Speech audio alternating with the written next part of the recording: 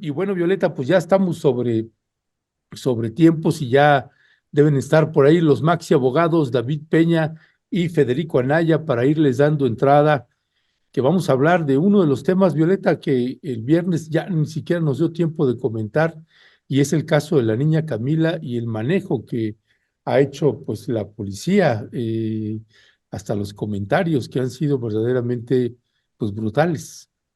Sí, Ernesto, muy intensamente se ha discutido sobre todo un tema que ya estaremos aquí abordando con Federico y con David, que ya están aquí, y con la audiencia. Esto primero de responsabilizar a la madre, Ernesto, ¿no? Decirle, ella es la responsable porque no estuvo al pendiente de su hija, y eso viniendo de una autoridad, pues nos parece grave, gravísimo que se haya hecho esa primera, y todo lo que generó esa declaración, Ernesto, entre varios otros temas, pues entre esta barbarie que vivimos primero con ella, con su desaparición, con su asesinato, y luego pues este linchamiento que fuimos testigos aquí a través de los medios de comunicación. Pues ya están ahí, David y Federico, muy buenos días, ¿cómo están? Buenos días, bien, ahora sí entramos a tiempo, juntos. Juntos.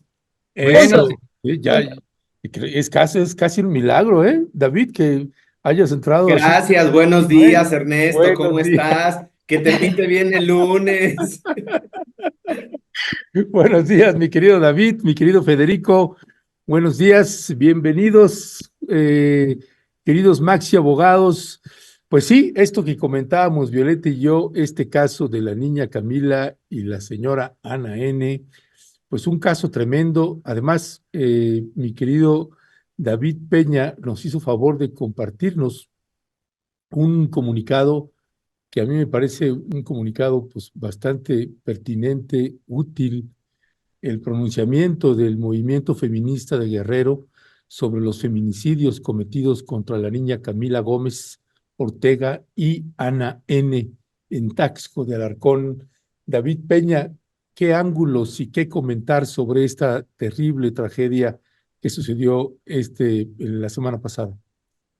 Gracias, pues mira, a mí me gustaría intentar hacer un abordaje de varios niveles o desde varias perspectivas, porque he estado escuchando en varios medios de comunicación, digamos que pues ha sido un tema obviamente de mucho interés, ¿no? Por el hecho en sí mismo de la desaparición y el asesinato de la niña, y en segundo lugar por el asesinato, linchamiento, digamos, de Ana, ¿no? Ana N., a quien se ha identificado como Ana N.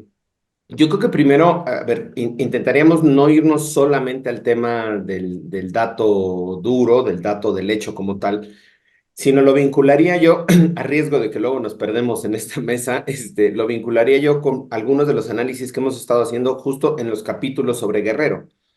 Cuando empezamos a hablar aquí de todo el sainete que se tenía en la fiscalía, si se iba a la fiscal o no, el asesinato de Yankee Cotán, la reacción de las autoridades ante el asesinato de Yankee Cotán, intentábamos hacer un diagnóstico en este espacio para abordar justo varias de estas variables que coincidían, digamos, en la forma en la que estaban actuando las autoridades, y decíamos dos elementos de seguridad y de procuración de justicia. Centramos, digamos, la crítica o el comentario en estas dos entidades. Y ahora vemos de nueva cuenta que el debate en torno a si se actuó correctamente, a si no se actuó correctamente, vuelve a recaer en las dos instituciones, Seguridad Pública Estatal y la Procuraduría, la Fiscalía General del Estado.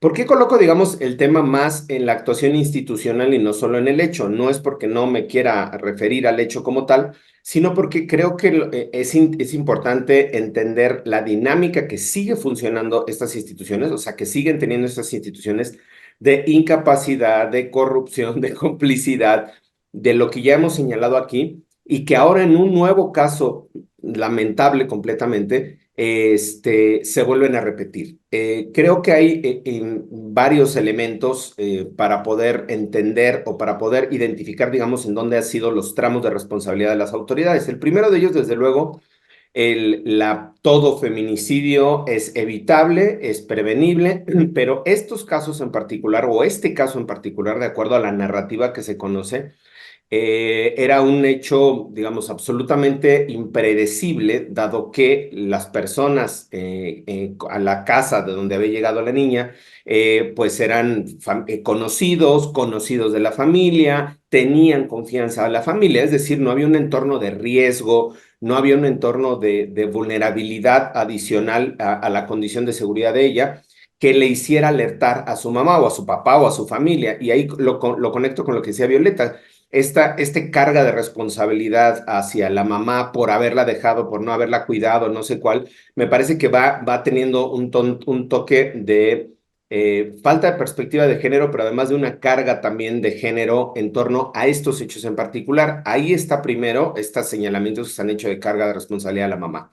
El segundo de ellos es una vez que se dan a conocer los videos, primero que se obtienen los videos en donde se les ve a Ana y a otro hombre, no sé si sea su esposo o el taxista, algo así está informando, sacar estos, digamos, la bolsa negra donde presuntamente podría ir el cuerpo de la niña y otra maleta o otra cosa que estaban sacando al carro. Desde ese momento, quien tuvo que haber intervenido de forma inmediata, previo a los hechos, primero en la denuncia de la desaparición, era la Fiscalía del Estado. Segundo, la Comisión de Búsqueda del Estado. Tercero, haber hecho una alerta Amber para buscar a la niña, para alertar a todas las autoridades y a toda la competencia, digamos, para buscar a la niña en estos 2 días que estuvo en condición de desaparecida. Sobre ese tema, el presidente municipal de Tasco, él dice, yo alerté, yo llamé, habría que ver ahí la evidencia si es que realmente alertó o no, yo tampoco lo pongo en duda, pero me parece que en un caso tan delicado sí tendría que demostrar que él hizo la llamada de alerta, que pidió el apoyo al ejército, como lo dijo, que pidió el apoyo a la fiscalía y si esta reaccionó o no. Aquí es importante porque quien hace la imputación sobre la omisión de la fiscalía es justo el presidente municipal de Tasco, quien por cierto hoy fue anunciado para reelegirse por MC, digamos, este partido que de las canciones y que estábamos viendo justo ahora el fosfo, ¿no? Cierro el paréntesis. Entonces, ahí está el primer tramo de responsabilidad, no se hizo la búsqueda efectiva, una vez que se dan a conocer las imágenes, no se hace una investigación efectiva, y estoy hablando de una cuestión de horas, porque esto se dio en una cuestión de horas. Ahí tenía que haber actuado también la Fiscalía del Estado. Ante la inacción en esas horas de la Fiscalía del Estado, se da esta respuesta violenta por parte de la comunidad y la comunidad, pese a que estaba la policía estatal y la policía municipal, sigue enardecida. Llega un momento, según la versión del presidente municipal, que la policía estatal se retira, deja solo a la policía municipal y bueno, en las imágenes que vemos, obviamente se ve rebasada, la gente estaba completamente enardecida, pero ahí también yo, y con eso termino, señalaría el nivel de responsabilidad tanto de las autoridades de la policía estatal que se fueron, como de las autoridades de la policía municipal que no tuvieron la capacidad, ni la capacitación, ni los protocolos para reaccionar e intervenir hasta un caso de esta naturaleza. Creo que aquí en el primer abordaje, la responsabilidad institucional de estas entidades, creo que hay que señalarlas, insisto, independientemente de que abordemos ya el tema específico del feminicidio, del linchamiento y de la reacción violenta de la comunidad. Gracias, David. Pues Federico, ¿qué decir sobre este trágico acontecimiento, sobre yo pensaba en esta palabra de barbarie, ¿no? Barbarie en todos los sentidos por lo que vivimos en Guerrero y las respuestas que da el fin de semana la mamá de Camila, que me parecen a mí muy importantes, ¿no? Esta respuesta que le da el secretario de Seguridad, pues yo siempre he cuidado a mi hija, siempre la he cuidado, siempre la cuidé y ella, bueno, hace un público un video donde ella da respuesta y me parece muy, muy importante también retomarlo. Y lo que ella dice, yo no pude, pues no pude detener a la gente porque fue la gente la que reaccionó así, la gente de nuestros vecinos, nuestros alrededores, ¿no? Pero bueno, esto tendrá varias interpretaciones, me parece, yo decía, un linchamiento en el siglo XXI, porque bueno, tenemos una historia fuerte de linchamientos también aquí y en otras partes en América Latina y el mundo, pero ¿qué implica un linchamiento en Guerrero en el siglo XXI en este contexto, Federico? Y eso es una cuestión. Y lo otro, las preguntas que tenemos incluso para ustedes jurídicas, ¿no? Jurídicas de qué implicaciones habrá ante este linchamiento y cómo interpretarlo, Federico. Ah, bueno, Violeta, de entrada, no estoy muy seguro ¿a qué te refieres cuando iniciaste tu pregunta? ¿A cuál es el acontecimiento? Porque en realidad tenemos dos acontecimientos. ¿O Este, más? pero digamos que nos han causado escándalo y mucho Sí. dolor, dos de ellos. Uno, el presunto secuestro y luego el asesinato Ujú, de una niña, Camila Gómez. Luego tenemos otro suceso, otro acontecimiento que es el linchamiento. Y es ujú, la última parte de tu pregunta. Eh, bueno, como terminaste la pregunta con la referencia al siglo XXI y estás implicando que es raro que haya un linchamiento. En realidad no. Una recomendación bibliográfica de entrada. El compañero David siempre habla de los protocolos y las normas. Yo hablo de la literatura que hay. El año pasado, 2023, una señorita, doctora, por supuesto, Gema Clope Santamaría, publicó un libro que se titula En la vorágine de la violencia, formación del Estado, injusticia y linchamientos en el México postrevolucionario. El periodo que analiza es un periodo en el que se supone que ya no debería haber habido linchamientos, que es 1930 a 1960. Pero cuando tú revisas lo que Clope Santamaría presenta, resulta que en realidad las condiciones de los linchamientos siguen estando presentes y de hecho han seguido ocurriendo de manera continua todo el siglo XX y lo que va del XXI. Entonces, el problema es que el linchamiento no es una cosa rara. Y tiene que ver con lo que nos dijo David. O sea, si las autoridades son incapaces de promover de inmediato atención a los asuntos, la gente se enoja y en la desesperación y el enojo toma decisión. Enjuicia, condena y ejecuta a las personas que la gente ahí en la calle cree que son las culpables. Y mi punto es, no es una cosa que no esté estudiada, está muy bien estudiada. Los linchamientos tienen muchos momentos en los que tú puedes ubicar cuándo podrían haberse resuelto las cosas. Porque esta compañera, Clope Santamaría, no solamente habla de los linchamientos que ocurrieron y que aparte de todo, cuando tú ves lo que está ocurriendo en la zona urbana de la Ciudad de México en 1955, resulta que es lo mismo que está ocurriendo ahora en Tasco. O sea, la mecánica de los hechos es la misma. Eh, Ahí lo que yo creo que es más grave es la incapacidad práctica en el campo de las autoridades. Clope Santamaría también tiene casos en los cuales no se llegó al linchamiento porque las autoridades actuaron a tiempo y bien, pero no, como dice David, siguiendo los protocolos y la letra de la ley y los deberes que jurídicamente la Constitución, el Código Penal y los procedimientos les imponían. No. Las autoridades que evitaban, en el registro histórico que tenemos bien estudiado, los linchamientos, no lo hacen porque sigan las normas y el protocolo, lo hacen porque son prudentes en el momento concreto enfrentados ante el enojo popular. Y sí sabemos bastantes cosas acerca de lo que ocurrió. No, lo que no tenemos claro es si estaba primero en Tasco la policía del estado, la policía municipal nada más. Hay algunas notas que nos dicen que estaba también Guardia Nacional. Y lo cierto es que hay un momento en que la muchedumbre, que probablemente hayan sido un par o 300 de personas, toma la decisión de ellos actuar. ¿Por qué? Porque están esperando. Uno de los reportes periodísticos dicen, los policías que están ahí, y que al final de cuentas eran los municipales los que estaban respondiendo, rodeando la casa de las personas que supuestamente habían secuestrado a Camila,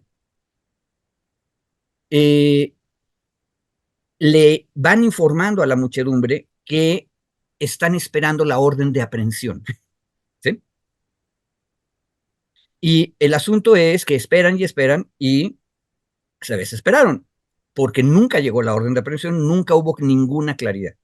de que las autoridades fueran a arrestar a las personas que estaban adentro de la casa. Ahora, ¿qué fue lo que ocurre? Al final, que entra la muchedumbre a la casa. Ahí hay dos versiones, una que entran a la casa, rompen las puertas y agarran a dos hombres y una mujer, los bajan por la escalera, porque esta es una casa que está en un callejón que tiene escalera, lo llevan a la calle principal que se llama Plateros, y ahí es donde los golpean, prácticamente hasta la muerte, al caso de Ana Rosa Díaz Aguilar, y muy mal heridos las otras dos personas, que son un hombre mayor de edad y un hombre menor de edad. Bueno, la pregunta es, ¿qué podía legalmente haberse hecho? Lo que se hizo. Es decir, como no hay una orden de aprehensión y la autoridad competente para girarla no la ha mandado, entonces la policía no podría entrar al lugar. ¿Qué es lo que sabemos acerca de otros linchamientos? Que la autoridad sí hubiera podido actuar con prudencia.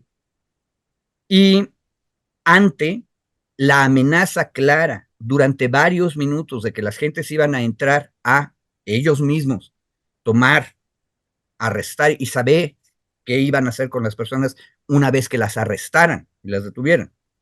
La policía municipal, en prudencia, y tenemos casos de linchamientos en otros momentos en que así lo hicieron, entraron sin orden de aprehensión y detuvieron a las personas. Y eso dijeron a la muchedumbre, estamos deteniendo a las personas. Pero ¿qué es lo que están haciendo en la realidad práctica? Lo que están haciendo es protegiendo a las personas. Capaz de que son presuntos culpables, pero hay que proteger su vida para que inicie el procedimiento penal en serio. ¿Qué es lo que estamos viendo? Incompetencia práctica, no falta de protocolos. También hay falta de protocolos, eso podríamos tardarnos, David y yo, discutiéndolo en varios momentos. Pero el hecho real, concreto, es que el acontecimiento al que tú te referías al final, Violeta, se pudo haber evitado simplemente teniendo prudencia en el momento del actuar, atreviéndose a tomar decisiones que protejan la vida. Y eso es una cosa bien importante, porque en ese momento no importa que las personas que estaban adentro de la casa estuvieran acusadas por la familia, probablemente por el Ministerio Público, probablemente por las policías que se activaron, al parecer, por la desaparición de la niña, sino también por la gente que está afuera, cientos de personas que quieren agarrarlos y los consideran culpables. Bueno, esas personas, por más que sean acusadas, tienen derecho a la vida de entrada. Y por lo tanto, la autoridad tiene que proteger ese derecho a la vida. Ahora, ¿cómo lo haces? Diciendo, voy a proteger el derecho a la vida. Bueno, en ese momento también linchan al policía. Eso sería una imprudencia, ¿verdad? ¿Qué es lo que haces? Los arrestas. A mí me tocó con compañeros de un equipo, compañeras, de hecho mujeres de un equipo, que estaban enfrente de una muchedumbre, que la salida del momento de la crisis fue que a ellas, que eran las que tenían la razón, las arrestaron. Y se los dijo en cortito el comandante de policía que las arrestó. Ahora las voy a arrestar porque así es como las puedo sacar de aquí. Punto y aparte. Y entonces creo que tenemos dos dimensiones, y ya con eso termino. La que nos explicó David acerca de los protocolos, que es muy complicada y habría que discutirlo. Por cierto, en ese punto también tenemos un punto de nuestro tema de desapariciones. Aquí debió haberse activado todo el sistema de desaparición. Y al parecer sí se activó, pero eso es otra historia. Pero esos son los protocolos y las leyes, y la otra cosa es la prudencia concreta. Y me regreso a lo que dijo el tonto comandante de la policía de Tasco, el director de seguridad municipal, que le echa la culpa a la madre. Bueno, cuando trató de arreglar las cosas y lo entrevistaron, me parece con López Dóriga o con el Universal, solamente echaba a perder más las cosas. Es obvio que esta persona es incompetente, no en el sentido de que no haya recibido la capacitación necesaria en las normas aplicables, sino que simplemente no entiende cómo relacionarse con la sociedad. Y ese es mi punto. En el acontecimiento, linchamiento, mucho más que la norma jurídica, lo que importa es la prudencia política, que obviamente no tenían las personas que estaban ahí. Y en ese sentido, ya regresando al derecho, pues esos policías, desde arriba en la jerarquía hasta abajo, los que estaban en el operativo, son responsables de la muerte de Ana Rosa Díaz Aguilar. que también es víctima. Ya, gracias Federico. Hablando precisamente de prudencia, mi querido David Peña, el movimiento feminista de Tasco y del Estado de Guerrero sacan este comunicado y me quiero detener en el punto 3, que dice: exigimos a las autoridades estatales realicen una investigación apegada a derecho y se garantice el acceso a la justicia para Camila y sus familiares, así como para las menores hijas de Ana N., garantizando el debido proceso, la adopción de medidas de reparación integral del daño y de no repetición desde una perspectiva de género y derechos humanos. Están hablando las compañeras en este comunicado. Aquí David, podemos clasificarlo como un doble feminicidio. Eh, ahí lo colocarías. O sea, finalmente, esta señora Ana, más allá de que se le haya satanizado o no, pues claro que de ninguna manera vamos a aceptar que ninguna persona sea linchada, pero en este caso, pues era una mujer y también dejó hijas. Y ¿cómo atender este caso? ¿Qué opinas de este punto que me parece pues muy pertinente que colocan las compañeras de las colectivas, David? Gracias, Ernesto. Yo primero nada más atender una parte de la pregunta de Violeta. En este tipo de casos, Violeta, cuando es el linchamiento o una participación tumultuaria, como no se sabe exactamente cuál fue la persona responsable material de la privación de la vida, perdón, ya voy a empezar a hablar de abogado, ¿no? Ya me tomé el café. Como no se sabe exactamente cuál fue la persona que propinó el golpe, digamos, que le provocó la muerte, se asume, o hay una forma de imputación de coautoría, es decir, a todas las personas que hayan participado o a las que se logran identificar, se les imputa el mismo delito y en este caso es homicidio. Entonces, es homicidio doloso porque hay una acción digamos, de cometer el delito en forma de coautoría. Y hay una subderivación que se llama por codominio funcional del hecho, que es otra cosa ya más abogadil, que es justo que entre varias personas tuvieron el control de lo que estaba pasando. Es decir, participaron o tuvieron el control o participación en lo que estaba pasando en el hecho específicamente del linchamiento. Y la vinculo con la segunda pregunta que me hacía Ernesto, que tiene que ver con el tema del sesgo de género. Y decía yo, uno de los elementos en la primera parte, que teníamos que analizar justo el tema del sesgo de género desde las dos vertientes. Primero, en las condiciones, ya lo dijimos aquí, en las que se responsabilizó a la mamá de Camila, ¿no? En primer momento, porque eso, digamos, representa también una forma de carga social. Esta carga del rol establecido, del rol de género que se les impone a las mujeres, sobre todo a las mujeres que son madres, o que decidieron ser madres, bajo este tenor de la buena madre, la madre responsable, la madre que tiene que cuidar, la madre que tiene que estar ahí con sus hijos y partirse en 20 para ir al mercado, cuidar, trabajar, ser responsable y además ver dónde están los hijos, hacer la tarea, ya saben, toda esta carga social.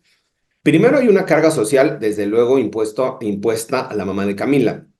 Segundo, en el tema de la condición específica del feminicidio, yo no he visto o no he conocido las condiciones en las que fue privada de la vida Camila. Se sabe que fue por una asfixia por estrangulamiento, pero se necesita, de acuerdo al Código Penal, y lo hemos revisado aquí, el Código Penal del Estado de Guerrero y todos los códigos penales del país, establecen cuáles son las condiciones o razones de género para que un homicidio se actualice como un feminicidio. Entre ellas es que presente violencia sexual, no lo sabemos, presente signos de lesiones infamantes o degradantes, no lo sabemos, además, digamos, de la constricción del estrangulamiento como tal, que el cuerpo haya sido arrojado en vía pública, ese lo tiene todos los códigos penales y bajo esa lógica, si el cuerpo fue encontrado, según tengo la información, en la carretera, se actualizaría el feminicidio, digamos, porque tiene esa exhibición del cuerpo público, del cuerpo de la mujer, en este caso de la niña, en vía pública, tiene un mensaje social, ¿no? Tiene un mensaje tiene un envío, digamos, a la sociedad, y eso se considera también una razón de género. Si analizamos estos hechos, así con lo que tenemos, con la información que tenemos, el asesinato de Camila se trata de un feminicidio. La autoridad, ya dijimos, tuvo que haber intervenido en la investigación inicial, en el protocolo de búsqueda. Eventualmente, cuando se conocieron los videos, ahí yo no sé si los videos se dieron a conocer primero en redes sociales o en la fiscalía, porque no se sabe el dato. Probablemente, si no se llevaron los videos a la fiscalía, se conocieron ahí, se le dieron a la mamá o a los familiares y ellos a su vez los difundieron para meter presión a las autoridades. Ahí, digamos, hay un dislate en términos del tiempo, ¿no? Si los videos llegaron a la fiscalía y la fiscalía no actuó, desde luego que hay una responsabilidad imputable directa a las autoridades que no intervinieron. Regresando al tema del feminicidio, ahora de la connotación del feminicidio de Ana, me parece que desde la lógica, desde el propio Código Penal y como está la construcción penal, también se trató de un feminicidio. Es decir, en este caso tenemos ante un doble feminicidio en donde las autoridades pudieron haber intervenido, haber prevenido, haber actuado de forma diligente y evitado. Y aquí un poco difiere a lo que dice Federico. Una cosa es la prudencia, ¿no? Y eso lo entendemos. Yo no estaba diciendo que los policías o los 5 o 8 policías que se ven en la escena, digamos, policías municipales, enfrentaran al tumulto o enfrentaran a la acción tumultuaria, porque hubiera sido suicida para ellos también. Sin embargo, yo he visto un par de escenas en donde ya están en resguardo tanto Ana como su hijo en la patrulla, es decir, ya no están en medio del tumulto, ¿no? En medio de la gente, ya los tienen en la patrulla y estando en la patrulla, en la batea de la patrulla, no los ponen en resguardo. Y ahí es donde yo digo que sí hay una responsabilidad a los policías. Una cosa es cuando están, perdón, insisto, en el tema tumultuario, en la calle, en el piso, golpeando los rodeados de 100 personas, ahí es prácticamente imposible poder hacer una intervención, pero yo he visto videos donde ya estaban ellos resguardados, incluso el joven estaba esposado, tenía ya las manos atrás y esposado, es decir, ya estaba a disposición de la autoridad, no sé cómo decirlo, ya estaba bajo resguardo de la autoridad.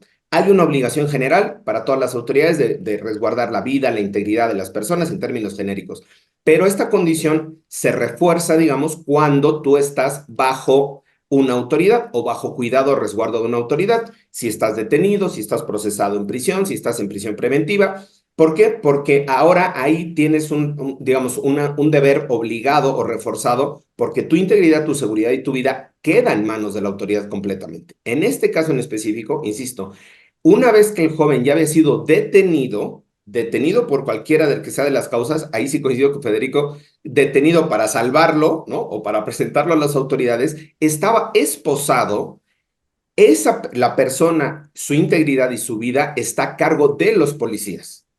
Y que una vez que había sido detenido y esposado, lo bajara la gente de la batea para seguirlo golpeando, ahí sí hay una responsabilidad por omisión por parte de los policías. Insisto, yo estoy separando los momentos, aunque era muy complicado separarlo, claro, desde el escritorio aquí o desde mi casa yo puedo decir, claro, separemos los momentos. En el fragor y en el calor del momento es muy complicado. Pero insisto, creo que podría haberse resguardado, podría, en términos de las propias imágenes, había policías, más policías, si a estas personas las colocas así simplemente en el medio de la batea y rodeas de policías la batea, era muy difícil que la gente pudiera arrebatárselos de nueva cuenta. En una de las imágenes que veo del joven, está en la orilla, un policía lo está deteniendo aquí y llega otro hombre, lo jala de las piernas para bajarlo de la batea y el policía lo intenta jalar de aquí, no lo detiene, no lo jala hacia la batea de nueva cuenta, no evita. Ahí era una acción de una persona abajo de la camioneta frente a un policía arriba. Era la fuerza de 1 contra 1, digamos, jaloneándose a este joven detenido. Esa imagen a mí me deja la evidencia o me deja claro que, insisto, no se supo actuar, no se actuó conforme a los protocolos, no se supo actuar porque se tiene que tener medidas de intervención, insisto, protegiendo la vida y la integridad de los propios policías. No estoy diciendo que se hubieran metido a detener el zafarrancho, ¿no? El linchamiento, pero ahí ya estaban sujetos a su resguardo, digamos. Y para terminar, en el tema del el asesinato, el feminicidio de Ana, de la señora a la que aparece en los videos y que la gente señaló como presunta probable responsable, hay un sesgo de género también. ¿Por qué? Porque la actuación es mucho más iracunda y mucho más fuerte, yo no quiero utilizar otro adjetivo, mucho más encolerizada, porque se trata de una mujer. Ahí la reacción, por eso es mucho más violenta. Porque ¿cómo una mujer va a asesinar a una niña? ¿Cómo una madre, porque ella también es madre, va a asesinar a una niña? Es decir, te choca o te dispara algo en el cerebro en esta construcción de género, en esta construcción social de buena madre, responsable, no sé cuál, en donde no puede ser una madre asesina, ¿no? No, te choca en términos de la construcción mental. Por eso genera, creo yo, insisto, en una parte diseccionada de los hechos, genera esta reacción, sumado a la primera parte que yo decía, de la incompetencia, de la falta de acción oficiosa de las autoridades, de la falta de investigación, todo esto que tenemos. Creo que hay otro tercer elemento, que si nos da tiempo lo analizamos, que tiene que ver con ya el entorno social de Guerrero, la descomposición, de lo que hemos estado hablando, pero en este segundo tramo me parece que hay una reacción de ese tipo también, de esta forma encolerizada, violenta, por la ausencia de las autoridades, la omisión, digamos, no ausencia, pero sobre todo porque se trató de una mujer, se trataba de una mujer y entonces la reacción otra vez de género es volverle a cargar, no solo en términos de responsabilidad, sino socialmente tiene un reproche mayor porque es inadmisible o inentendible que una mujer cometa un crimen de este tipo. Gracias, David. Sí, yo concuerdo con esto que tú estabas comentando y por eso era la pregunta que yo le hacía a este Federico en torno al contexto de Guerrero. Digo, porque sabemos que ha habido linchamientos, pues aquí tuvimos el linchamiento de Canoa, ¿no? Hace muchos años, digo, ahí acusados en otro contexto por ser comunistas estos trabajadores de la Universidad de Puebla y se les linchó de una manera brutal. Y bueno, pues esto de Tláhuac, que nos tocó también hace algunos años verlo en televisión directa, ¿se acuerdan, no? Que agarraron a dos personas que supuestamente estaban robándose a niños y pues que no era, ¿no? Después supimos que no eran, que eran unos trabajadores.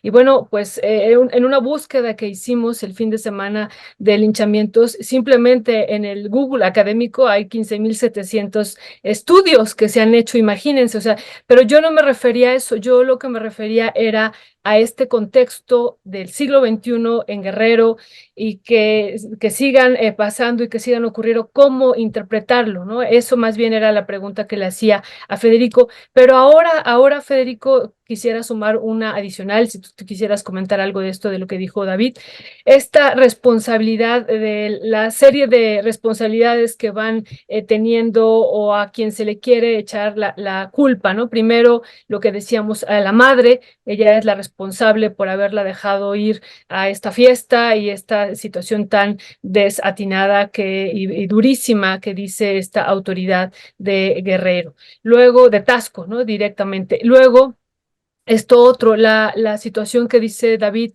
la violencia que hay tan intensa hacia la mujer, porque hay dos hombres que también son pues atacados, pero no con esa violencia como con la que se le ataca a la mujer, ¿no? Eso también lo hemos visto en redes sociales que incluso pues llevó a su muerte, ¿no? Entonces, y luego la responsabilidad o no la intervención, la no intervención de los policías.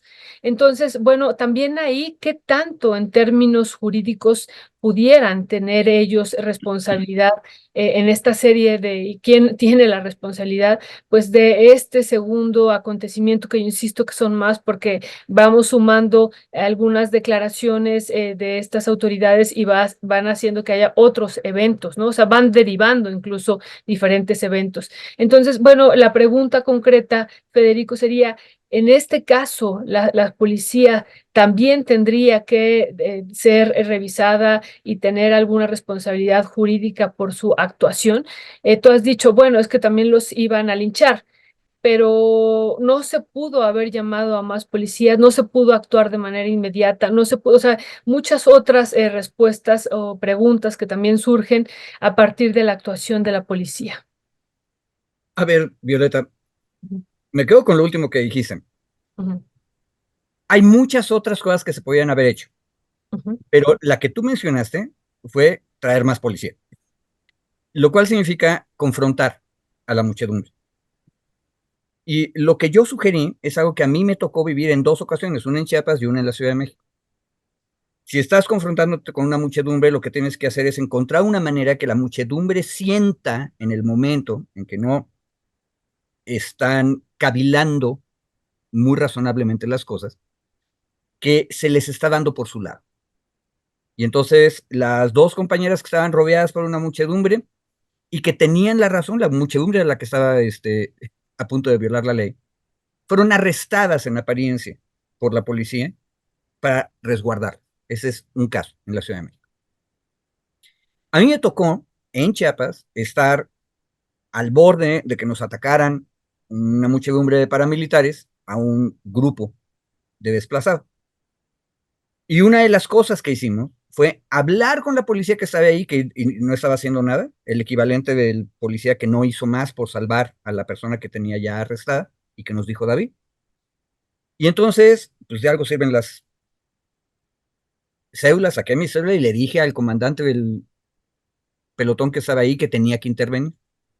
Y como que le dio un poco de miedo y entonces lo que hizo fue arrestarnos a los que íbamos a ser víctimas. Otra vez lo mismo.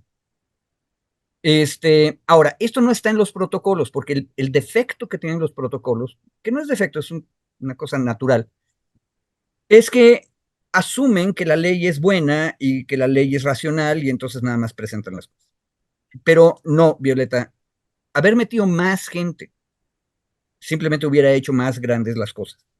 Y de hecho, en la multitud de eventos de linchamiento que tenemos estudiados en el último siglo, hubo momentos en que se aumentó la fuerza pública involucrada y lo que terminó ocurriendo fue que se empeoraban las cosas. Y la más de las veces. Algunas veces la muchedumbre se echaba para atrás. Pero en el lugar, porque aparte de todo, que es importante que la gente vaya, están ahí las notas periodísticas. O sea, tú tienes una calle principal, Plateros, y luego tienes la calle donde está la casa de los presuntos secuestradores, está subiendo por un callejón que es una escalera.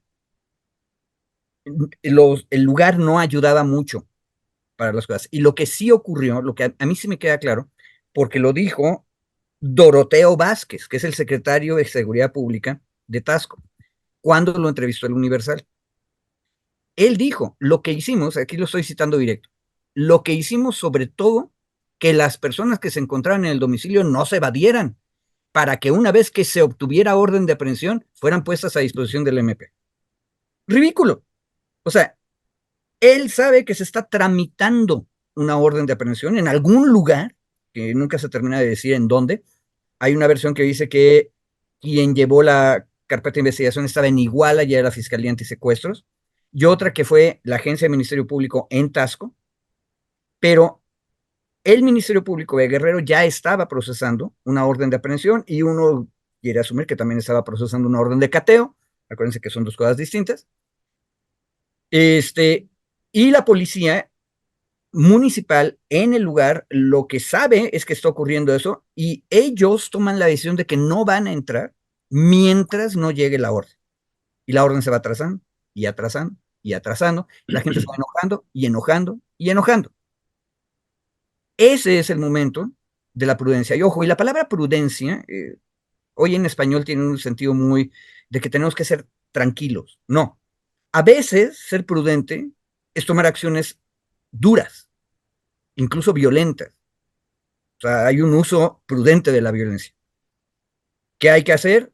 Si estoy viendo lo que está ocurriendo, y lo vuelvo a decir, es romper las puertas, la policía, entrar y arrestar, darle por su lado a la gente, rodearlos y llevarlos resguardados, esposados, para evitar que se rompa ese momento que dijo David, donde la gente de repente dice, ¿cómo es posible que una madre haya asesinado a una niña, etcétera? Para evitar que eso haga clic en las mentes colectivamente en ese momento, yo tomo una decisión de prudencia que es actuar.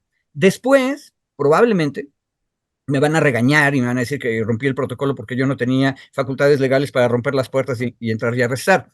Pero el debate sería mucho menor que lo que ocurrió aquí. Aquí tienes lesiones graves a 2 personas y luego tienes la muerte de una mujer, que también es un feminicidio, por lo que ya dijo David, tienen toda la razón ustedes. Y 3, la pésima administración del caso de secuestro y luego homicidio. Ahora, ahí yo quisiera decir otra cosa antes. De las notas de periódico, no me queda claro exactamente cómo llegó la noticia del crimen al Ministerio Público. Los videos estuvieron, al parecer, como dijo David, una posibilidad en las redes sociales primero, antes que en posesión del Ministerio Público. Pero uno de los videos, específicamente aquel en el que se ve bajar por la escalera a Ana Rosa, al parecer, llevando ropa sucia, y a un hombre cargando una bolsa negra de plástico en la que todo mundo supone que va el cuerpo de Camila Gómez. Ese video, como se ha visto en algunos lados, se está viendo o sea, es la grabación de una pantalla, y la pantalla es obviamente el sistema de seguridad público. Entonces, ahí, si vamos a ver responsabilidades, puede ser que tengamos una gravísima responsabilidad de parte de la Secretaría de Seguridad Pública de Taxco, que son los que tienen el primer acceso como primer respondiente a ese tipo de videos, y que se los hayan dado a la familia los haya distribuido, que lo dijo David, o los hayan dado a conocer para mostrar que estaban haciendo algo, y eso es imprudente, porque lo que hizo fue alertar a todos. Esa es una posibilidad. Pero la otra es que estos videos vengan de sistemas privados de seguridad. Y es otra cosa que tendríamos que discutir. Nuestras ciudades tienen actualmente una inmensa cantidad de cámaras de video, y hay muchas ocasiones, no me dejará mentir David, en que para poder defender a una persona malamente acusada, aquí en la Ciudad de México, de repente vamos a la casa vecina o al Oxxo cruzando la calle y pedimos el video de seguridad de ellos, ¿sí? Que es privado. Y con eso se aclaran las cosas o se enreda más el caso. También es posible que haya ocurrido eso. El asunto es que las cosas ocurrieron muy rápido, no fueron 2 días, como dijo David. El miércoles 27, a la 1 de la tarde, Camila, que tiene 8 años, va a visitar otra casa porque iban a ir a la alberca o iba a jugar con él. Es vecino. A las 4 de la tarde ya no aparece. Y la persona que le iba a recibir, que al parecer es Ana Rosa Díaz, le dice a la madre de Camila, no, es que no ha llegado. Y alrededor de no ha llegado, aparece un video que probablemente es de las casas privadas, donde se ve a Camila entrando. Y entonces ahí empieza una disputa que sería vecinal si nada más, si no hubiera terminado en las 2 tragedias que ocurrieron. Es la disputa si llegó o no llegó. Al mismo tiempo que está este acto de desaparición, o sea, perdón, el hecho de desaparición, y que se reportó en algún momento de la tarde del miércoles 27. ¿Qué fue lo que ocurrió? Que al parecer, esto tenemos el testimonio de la madre de Camila, empezaron a llegar llamadas pidiendo un rescate. Entonces había secuestro. Entonces aquí tienes todas las condiciones para que la ley de desapariciones aplique, y tú clasificas a Camila como desaparecida porque, primero, es menor de edad. Segundo, tienes un delito. En esa tarde del miércoles, la familia de Camila hizo denuncia. Unos dicen que en Taxco, otros dicen que en Iguala. No importa, el Ministerio Público ya estaba enterado. No sabemos si estaba enterado de todos estos videos que acabo de decir, pero está enterado de que hay un secuestro. Y no solamente eso, Doroteo Vázquez dice que a partir del video donde se ve a esta mujer, a Ana Rosa, y a un hombre cargar la bolsa de ropa sucia y esta bolsa negra grande donde todo el mundo cree que va el cuerpo de Camila, o Camila todavía viva, se ve cuál es el taxi, encuentran el taxi y dice el comandante de la policía, nosotros investigamos. Hasta ahí van haciendo bien las cosas. Están aplicando el protocolo, y en el protocolo la policía municipal le da seguimiento a lo que tiene, encuentran el taxi, y ahí es donde encuentran el cuerpo de Camila, en la madrugada del jueves. Le avisan a la madre. La madre está movilizada de una manera natural, convoca a sus vecinos para la búsqueda, y recibe en la madrugada la noticia de que tiene que identificar un cuerpo, y eso es lo que va a disparar el segundo evento. Durante la mañana del jueves 28 es que se empieza a reunir la gente, indignados porque ahora resulta que no solamente la secuestraron, la mataron. Y la exigencia popular y de la familia de Camila es: detengan a la familia que vive en la casa donde fue la última vez que la vimos, en el video, entrando a la casa. Esa era una petición bastante razonable, pero, a ver, tenemos unos 2, 3, 4 y 5, no sé si Tasco llegue hasta 5, pero estoy seguro que el presidente municipal del MC, en vista de que se quiere reelegir, hay que decir de qué partido es, estaba enterado de todo lo que acabo de decir en tiempo real. Y la verdad es que uno hubiera esperado una mejor actitud. No rodeo la casa, veo que se reúnen cientos de personas y que quieren ellos mismos arrestar a los presuntos culpables, y digo presuntos culpables porque hay debido proceso. Y no hago nada más que esperar. Ahí es donde creo yo que la cosa extraña en esto es que sí, mal que bien, de lo que podemos reconstruir, se siguieron los protocolos. El problema es que si lo sigues nada más a la letra de la ley, sin ver la praxis concreta, sin la prudencia política que a veces te dice tranquilízate y a veces te dice rompe, las cosas no van a funcionar. Y esos elementos creo que nunca los hemos metido en el debate de la capacitación de los cuerpos policíacos o de investigación. Ya. Ok, gracias Federico. Pues sí, hay varios ángulos y también tenemos otros temas que tenemos que abordar, por lo menos tal vez que nos alcance para el otro. Únicamente añadiría sobre esto, viendo los videos que además ya ni los quisimos pasar, porque no creo que no los necesitamos. Bueno, hay algunas imágenes que a mí me queda muy claro la responsabilidad de la policía cuando llevan a esta señora, Ana, doña Ana, detenida, y casi se las están poniendo así a la gente, y la gente la está pateando, la está golpeando, y los policías se las están poniendo para que le hagan cualquier cosa a esta señora, le arrancan la blusa, se sube a la camioneta, la arrastran. Me parece clarísimo este punto que señalaba David de la responsabilidad de la policía, que una vez que la tiene detenida, está bajo su responsabilidad. Y ahí me parece que en los videos está clarísimo esa parte.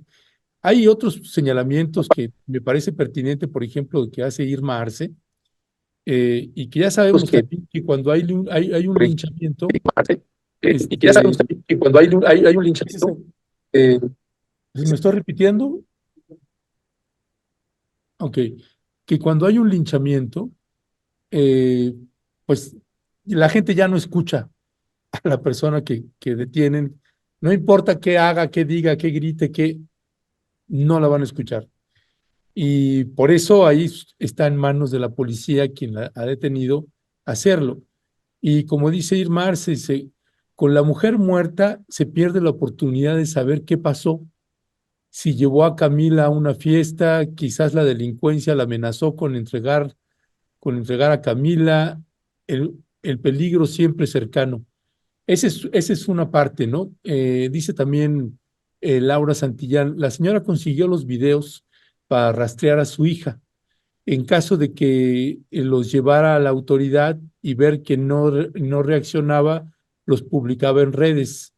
¿Los descartaría el juez como prueba? Es parte de las preguntas. Entiendo que hay muchos ángulos desde donde mirar. Si quieres añadir algo más sobre el tema, David, adelante. Si no, ¿quieres añadir algo pasaríamos al tema. adelante? No sé qué pasa con Tú traes ahí un regreso, pero ya que se quitó, creo. A ver, yo solo el último elemento sobre este mismo tema, recordando, hoy en la mañana justo escuchaba a la doctora Gemma Clope, la que hizo referencia a Federico, la entrevistaron en un medio de comunicación, me pareció muy interesante el abordaje, no solo la investigación que ella tiene, sino un abordaje, y yo me permito citarla porque, insisto, me pareció muy interesante su abordaje, y ella decía: en estos casos de linchamientos no estamos ante la ausencia de la autoridad. no hay una ausencia de autoridad. Lo que hay es una falta de legitimidad de la autoridad.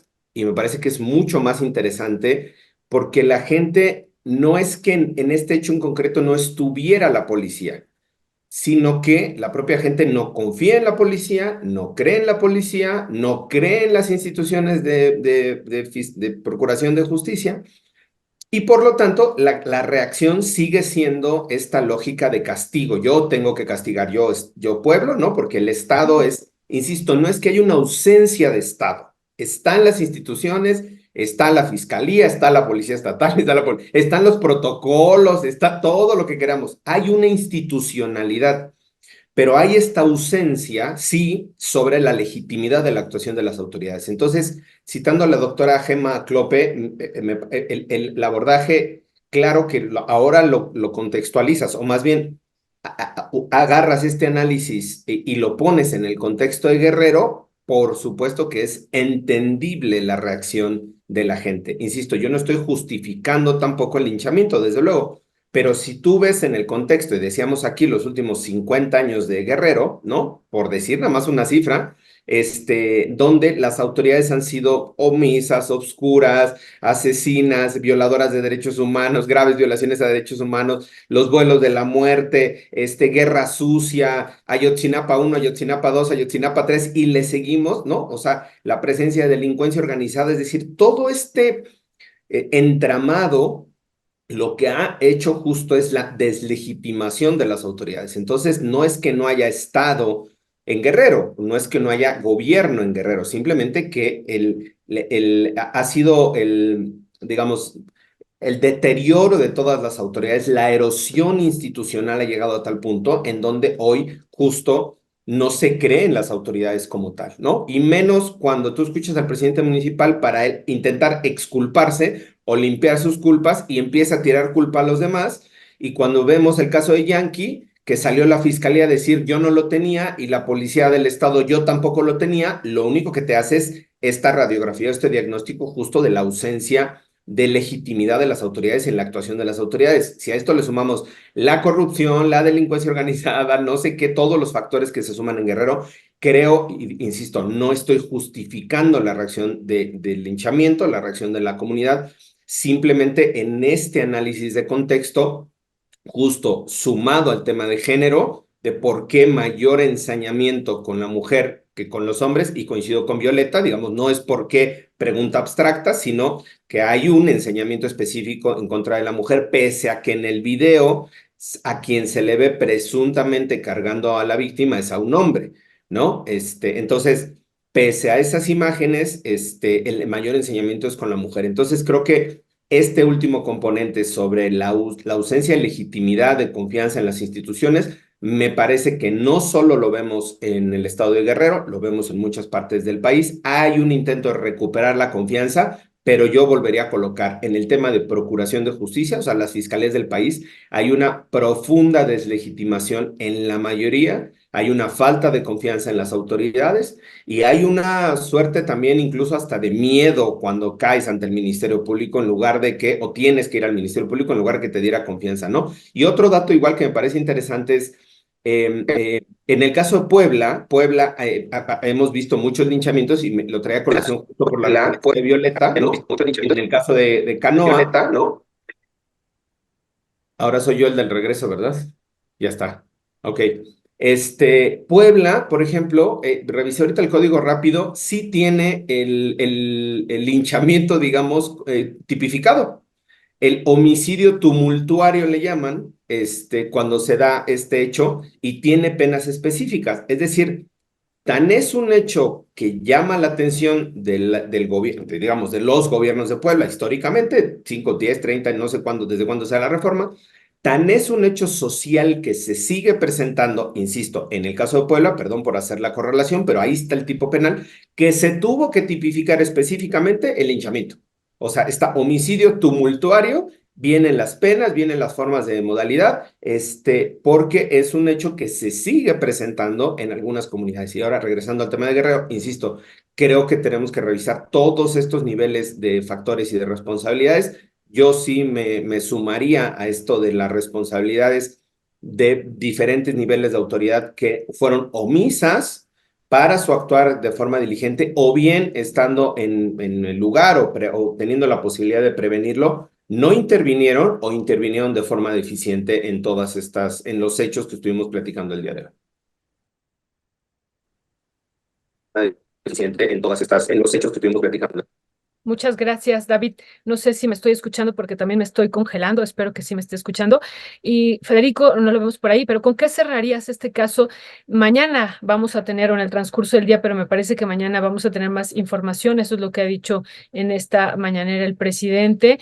Y me parece también algo importante decir que ya hay otros 2 detenidos, ¿no? O sea, están detenidos estas personas que se llevaron en pues el linchamiento, y hay otros 2 No, detenidos, ¿no? Entonces, bueno, sí, hay otros 2 detenidos. Eso es lo que se está dando a conocer en la prensa, Federico. en el día de hoy. Y sí, entonces hay que ver, creo que nos falta información todavía de que es, incluso uno me parece que es menor de edad. No, Entonces, a ver, no hay 4 detenidos, solamente hay 2. Eso sí es una aclaración porque yo tuve la misma impresión que tú acabas de decir cuando estaba revisando la prensa.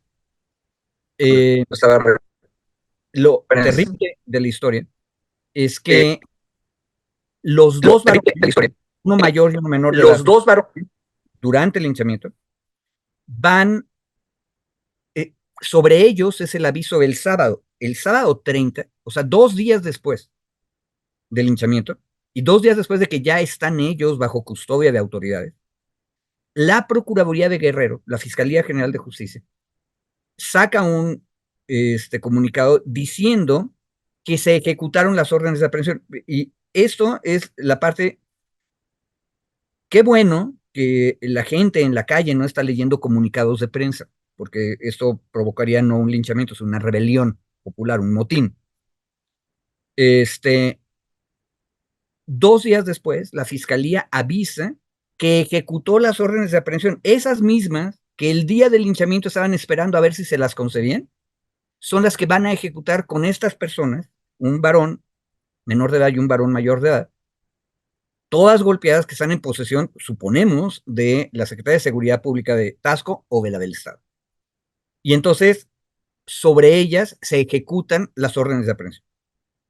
Entonces, hasta donde yo tengo entendido, salvo que haya otras nuevas que hayan arrestado el domingo o el lunes, que hoy es lunes, en realidad lo que tenemos aquí es una locura donde nos muestra el problema del derecho. O sea, la fiscalía cree que si se escapan al mundo bello del derecho, a la pirámide de San Juan Kelsen, y dicen, hemos ejecutado las órdenes de aprehensión, y todo mundo se nos olvida la realidad de lo que ocurrió, entonces las cosas van a regresar a su justo causa, entonces el procedimiento jurídico avanza, se está haciendo justicia. No, no es cierto. Hasta donde yo llevo entendido, esos 2 son los mismos del jueves. Nada más que fueron detenidos, obviamente sin orden de aprehensión porque no llegaban. Acuérdense cómo estuvo la cadena de hechos material. ¿Y qué significa eso? Que si la Fiscalía General de Justicia de Guerrero me está avisando el sábado 30 en un comunicado que ejecutó las órdenes de aprehensión, si le doy mucho chance, significa que ejecutó las órdenes de aprehensión el viernes, o sea, el día anterior, o sea, un día después del linchamiento.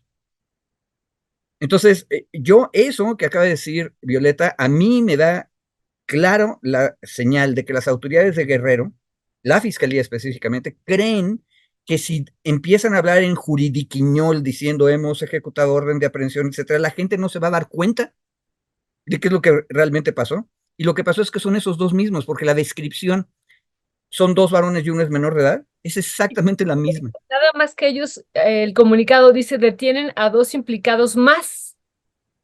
Entonces esa es la confusión en el asesinato.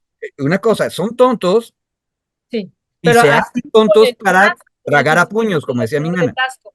Entonces, así lo están presentando, No, y por claro. eso, Mira, hay un nivel de tontería y hay otro nivel de mala fe. Cuando dicen más es para dar la impresión de que hay otros más. No, el comunicado es del sábado y se refiere a 2 personas que corresponden con los 2 del jueves. Ahora, por supuesto, tenemos que estar atentos, volver a verificar todo esto y checar si efectivamente eran esos 2 o hay otros 2. Pero en la prensa, en la www, no hay noticia de 4, ¿eh? Son esos mismos 2 que se repiten. Primero en el Sí, plano material y luego en el plano jurídico. Ok, pues ya bueno, no pues me dejó hacer mañana, la pregunta el Maxi abogado, pero bueno, entonces yo creo que hay que esperar a esta notificación. Insistimos, así está el comunicado, detienen a 2 implicados más. Asesinato de la menor en Tasco Guerrero. Y bueno, esta mañana ha dicho el presidente que el día de mañana, pues darán a conocer los detalles. Estaremos muy atentos a estos detalles que están por venir. Que es perdón, Violeta, que dijo el presidente que se iba a dar un informe de seguridad, del área de seguridad, porque además mañana es martes, entonces se dan los informes esos de seguridad que se iban a abordar específicamente el tema, ¿no? O que iban a explicar. Y yo nada más ofrecer una disculpa al chat porque me vieron aquí en una llamada y ya me empezaron a regañar de por qué está hablando, no sé qué, con quién está hablando. Entonces una disculpa, que estaba a cuadro y me puse a atender una llamada, pero bueno, una disculpa. Esa es una disculpa prudente para evitar que el chat llegue. Enardezca en mi contra. Exactamente. Sí, una disculpa, es que me vieron tomando la llamada y entonces alguien hasta ahí recomendó, saquen a David de cuadro porque no se oye, no sé qué.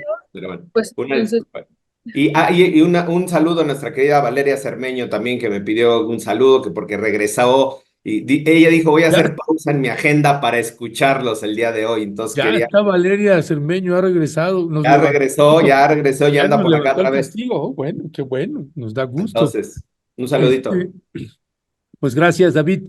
Eh, Unos minutos para este siguiente tema. ¿A quién le toca, David o Federico ahorita? Creo que vas tú.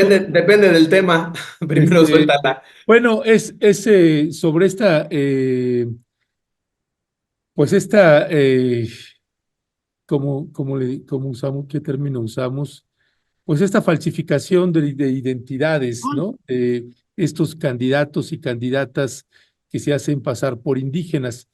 Y hay varios casos en la República Mexicana, casos en Guerrero, en Oaxaca, en Chiapas, hay otros que estaba viendo también ahí en Yucatán. En fin, quería sobre este punto, tú proponías esto, ¿verdad, Federico? Eh, Entonces, mira, Federico, sobre este punto, y nada más brevemente para contextualizar a la gente, el caso que nosotros acabamos de documentar, Violeta y yo, en este reportaje que publicamos sobre Chiapas. Y pongo el antecedente nada más. El primer caso se da en 2018, en lo que toca a este reportaje, de lo que documentamos de un candidato del Partido Verde Ecologista de México. Si me pones ahí la pantalla, mi querido Leonardo, pues es Roberto Antonio Rubio Montejo, que también del municipio de Margaritas, en el 2018, que tocaba que fuera una candidata mujer indígena, pues el Verde Ecologista y Manuel Velasco Cuello se encargan de imponer a este hombre que ni es mujer, ni es indígena, ni vivía ni siquiera vivía en el municipio de Margaritas. Dos, no conformes con eso, para la siguiente legislatura, esa es la segunda imagen, pues se reelige. Se reelige y entonces repite el señor Roberto Antonio Rubio Montejo para la legislatura del 2021 al 2024. La siguiente imagen, pues son pues, las fotografías que se promueven, que se anuncian, que se promueven estos candidatos, perdón, estos diputados, estos funcionarios, ahí en sus redes sociales, en Facebook, en Instagram y demás. En el reportaje que estamos publicando, otra vez en este mismo municipio, en este mismo distrito, pues tenemos a esta candidata, que también pues es la hermana, perdón, la cuñada del hermano del candidato a gobernador, de Eduardo Ramírez Aguilar. Y esta mujer, pues también la presentan como indígena, y después de que publicamos el reportaje, pues salieron con esta otra imagen, ya se hizo indígena, ya aparece vestida como indígena, Y pues hay impugnación por parte de varias comunidades tojolabales sobre esta candidatura, y es esto que señala también el Instituto Nacional Electoral, esta figura de la acción afirmativa que implica que pues los municipios donde hay una población de un 60% o más, mayoritariamente indígena, pues que la candidata o candidato, según toque el género, pues tiene que ser indígena. Y vemos que esto se repite una y otra vez. Únicamente lo que hacen estos candidatos o candidatas es que sobornan a una autoridad de alguna comunidad para que les dé el acta de nacimiento, el certificado de autoadscripción, y dicen, pues ya soy indígena y quedo.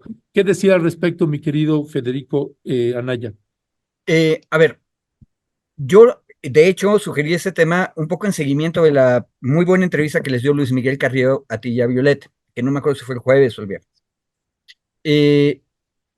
Porque cuando ustedes presentaron este caso, que ya nos pusiste a todos al día de qué va, Luis Miguel insistía mucho en que tenía que haber una denuncia. Y lo que yo encontré en el fin de semana fue un antecedente, que no es de Margaritas, es de Bochil. En Bochil, en 2018 también, Humberto Pebrero Moreno, de la coalición PRI Verde Ecologista en ese momento, presentó documentación para hacerse pasar por indígena. ¿Y qué pasó?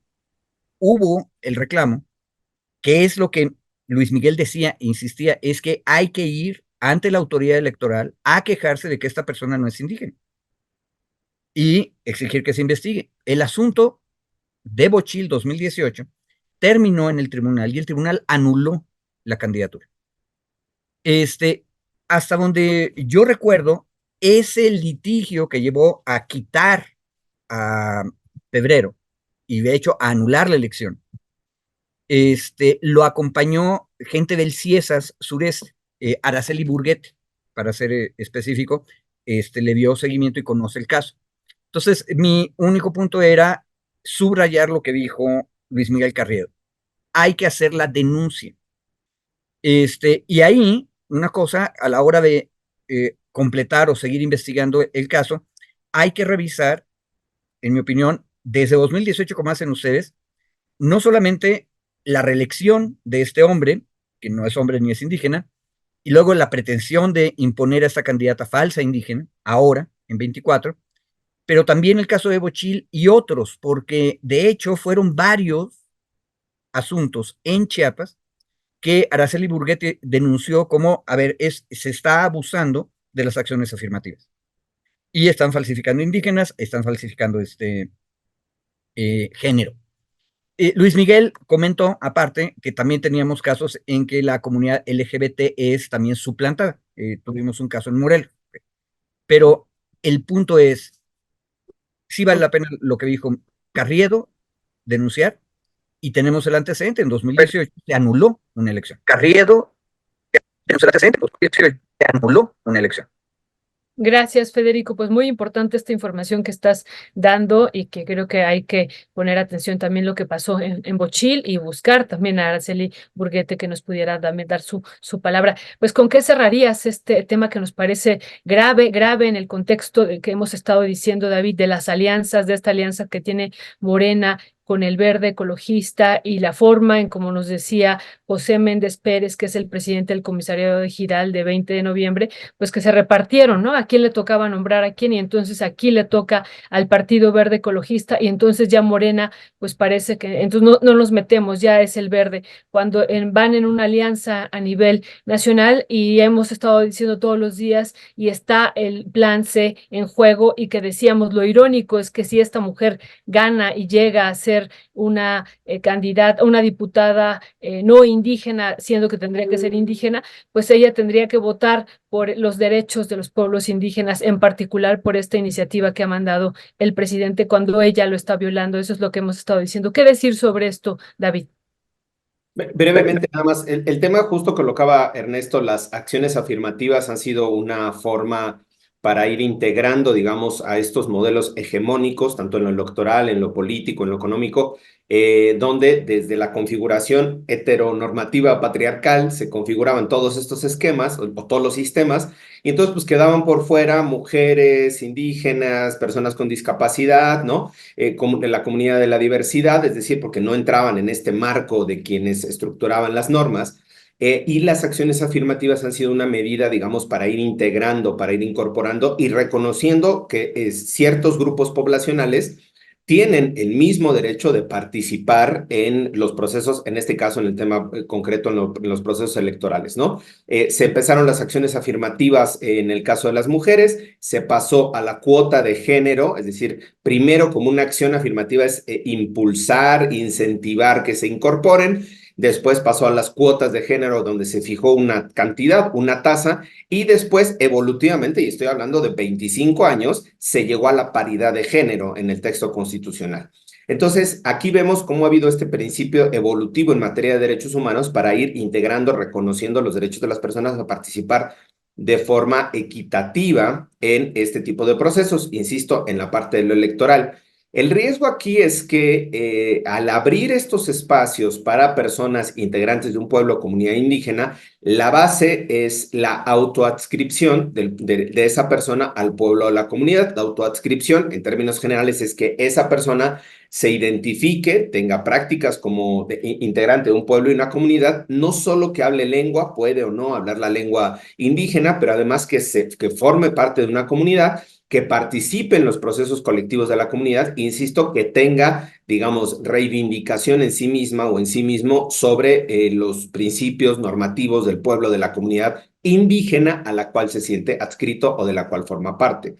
Este criterio es muy bondadoso en términos de que no determina quién sí es indígena y quién no es indígena, ¿no? Porque justo lo que hace es la identidad de cada persona. Si tú te identificas como indígena y tienes un conjunto de características, se autoescribe entonces como persona indígena. ¿Y a qué voy? Que justo este criterio de características para que una persona se autoadscriba indígena está ya en los estándares internacionales, ha sido recuperado por el Instituto Nacional Electoral en diferentes momentos justo para decir, oye, tú no solo no habitas en la comunidad, no participas en los procesos colectivos, no tienes una responsabilidad colectiva, no hablas la lengua, no tienes, no integras la responsabilidad en sistemas normativos de usos y costumbres, y por lo tanto, aunque tú te digas indígena, este conjunto de elementos no se actualiza en tu caso y por lo tanto bajo la candidatura. Ha pasado en diferentes momentos, ha pasado en diferentes casos. Ojalá que de nueva cuenta lo vuelva a hacer el Instituto Nacional Electoral. Ahí quien tiene criterios muy interesantes, perdón, fue el Tribunal Electoral, particularmente la Sala Regional del Estado de México, cuyo presidente en ese momento era Santiago Nieto.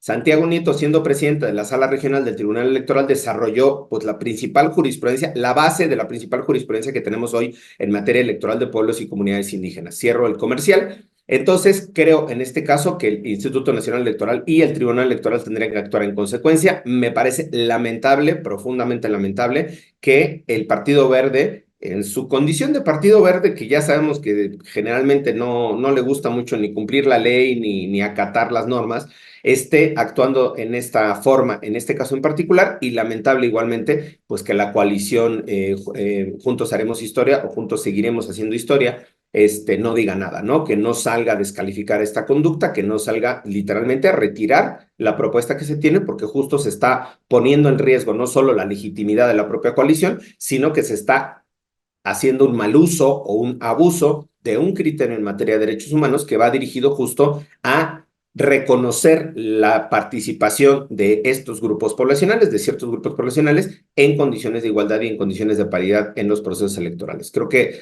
habría que estar observando justo no solo la denuncia que se hacen ustedes, puede ser una denuncia pública, pero pues las autoridades también tendrán que estar interviniendo, las autoridades electorales, y a mí me bastaría con decir que la mera denuncia pública que se ha hecho en Rompeviento, que se ha hecho en los reportajes y que se sigue haciendo en diferentes medios, sería suficiente para que la coalición tomara medidas en el asunto y retirara pues a esta compañera candidata que hoy se autoadscribe como indígena cuando pues no forma parte de un pueblo ni una comunidad y no tiene pues prácticamente ningún lazo, ningún arraigo tampoco con los sistemas normativos indígenas.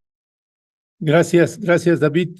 Pues bueno, esa es una pregunta que no le hicimos a Luis Miguel Carriedo y ya nada más cerraría con esto. Ya sé que lo acabas de comentar ahorita, mi querido Federico, de que hay que meter la impugnación, la denuncia. Entendemos que ya lo hicieron. Y pregunto nada más en el conocimiento que ustedes puedan tener con respecto de los deberes y obligaciones del Instituto Nacional Electoral. Precisamente decimos en el reportaje y en un hilo y en un artículo que estamos publicando, decimos, y por cierto, ¿en dónde está el INE? Y esa pregunta la hacía en esto que está comentando ahorita David, esto que estás comentando, David, es bueno, pues ya toda esta denuncia que ustedes han estado haciendo, etcétera, ¿no sería ahí suficiente para el Instituto Nacional Electoral con estos elementos que estamos colocando en el reportaje y en esta mesa y en la otra entrevista con Luis Miguel Carriedo y en la entrevista que tuvimos en Momentum con José Méndez, la autoridad de esta comunidad? ¿No sería suficiente para que el INE interviniera? ¿Necesita forzosamente esa demanda? Sí, está apagado tu micrófono, Federico, pero en lo que lo prendes, sí, sí necesita la queja del Instituto Nacional Sí, Electoral. No puede actuar de motu propio, digamos, oficiosamente, porque eso exacto. violaría su imparcialidad, porque cuándo sí interviene y cuándo no. A él le presentan la queja y entonces interviene. Ahí ya hay una legitimación, digamos, de la intervención del INE. Actuar sin queja de por medio, insisto, se prestaría a que desde el escritorio del INE diga, este caso sí lo investigo, este no. Entonces solo tiene la actuación bajo las quejas formales. Perdón, Federico. No, precisamente esa es la regla en materia electoral, porque en materia electoral el sistema asume que el enemigo que está en la contienda electoral pues va a aprovechar cualquier detalle para atacar al candidato opositor. De hecho, por ejemplo, Electoral en aprovechar la entrevista que le hicieron a Miguel Carriero, una de las cosas interesantes es que el argumento de quienes quieren tumbar a Santiago Nieto es que él tiene que ser nacido en Querétaro y vecino. Es decir, dos cosas que se suman. Pero la Constitución Federal dice que tienes que nacer en el Estado o ser vecino. Es una O, es decir, es alternativa. Y eso es para proteger los derechos de las personas que se van a vivir a otro estado y viven mucho tiempo allá, o poco, de hecho dice 6 meses para ser senador. Entonces, ¿quién hizo el argumento de que es I? Los que quieren tumbar a Santiago Nieto. Entonces, en el sistema electoral no basta, como dijo David, que esté la denuncia. Por eso es importante que la gente se active. Y ahí hay una cosa importante. De 2018, como dije, hay varios casos en los cuales se alegó que había suplantación de identidad indígena. Uno es el que ustedes dijeron en Margaritas, pero ahí al parecer no hubo impugnación. En Bochil también, pero ahí sí hubo impugnación y se cayó la cuestión. Y había otro que en el otro lado también se alegó, me parece que es el distrito de Palenque, donde se alegó que una ciudadana que aparte es pariente de los Obrador, estaba también suplantando la identidad Chol. Y también la impugnaron, pero en ese caso se sostuvo la candidatura. Todos estos casos los estuvo siguiendo Araceli Burguete, por eso creo que vale la pena buscarla y preguntarle qué está ocurriendo. Aparte de que Araceli le dio seguimiento a la sustitución de género, o sea, de que pones un candidato varón, perdón, pones una candidata mujer y luego la obligas a renunciar para que el varón entre. Y eso era muy común y sigue siendo bastante común en todo el país, pero en Chiapas especialmente. Entonces sí importa hacer la denuncia. Y hay que tener cuidado con la denuncia. Mi recomendación es buscar al CIESA Sureste, que por lo menos sabe cómo se llevó el caso de éxito de Bochil. Bueno, pues Ahí lo haga. lo vamos a hacer, mi querido Federico. Perdón, yo quería hacer un comentario. Creo que me Síguele, síguele. No, ya se congeló. estoy. Bueno, Síguele, síguele. No, ya se congeló. Pero sí me escuchan, ¿verdad? Ahí Pero sí me sí. escuchan, ¿verdad? Pero sí me escuchan, ¿verdad? Oye, Violeta, ¿sabes qué? Entra con el celular. Es que ya estoy, a ver, Entra con el celular. Ahí la tienes todavía, Cristian. Estamos usando la imagen con la que entró originalmente y hay otra ahí que Sí. está en negro, que es, me imagino, del celular. Violeta tiene que activar ahí la cámara para ver si podemos incorporarla ahí. Pues bueno, bueno, yo dos violetas. Sí, ¿me ahora te escuchan? estamos oyendo. Sí. Ya.